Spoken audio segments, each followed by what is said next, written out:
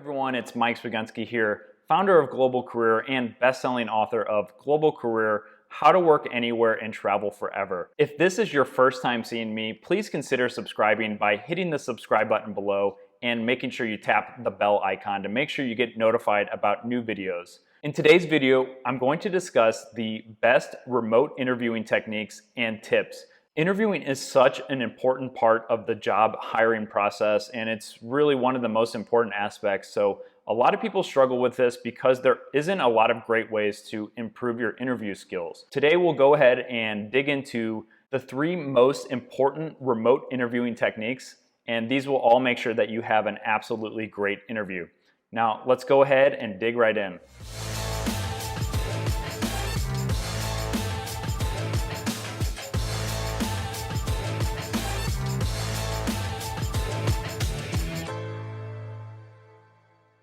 Starting off at tip number 1 is having a mock interview. Now, in the Remote Life program, which you can find details about it in the description below, we have a big emphasis on improving our students' interview skills. And this is done with an interview expert, which essentially hops on a call with our students and gives live feedback on their responses. The main problem with interviewing is a lot of people don't have any way to improve their interview skills. If you have 10 interviews with different companies, you're going to get more comfortable with interviewing, but you might not get that feedback on what you're saying. You might be saying some of the wrong things, and you'll never get that insight unless you have a mock interview with an industry expert. So this is why it's such an important part of our program. And again, having a mock interview is going to be absolutely essential in improving your interview skills. Now, if you don't have time to enroll in our program and you want to get better at interviewing, the next best way is to hop on a phone call with friends and family or somebody that you're not super comfortable with. Again, it might be a lot easier to talk with your parents than strangers, so do try to find somebody that you can have an interview with.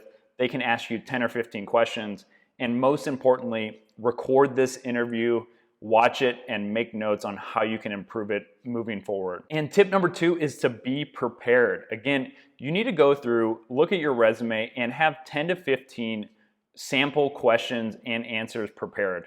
You need to go through and practice these questions. You should not read from a script and you should not have these questions up, but you should have a general consensus on what you're going to say if you're asked these questions. You want to make sure that you're implementing your previous work experience and results to any questions that get asked.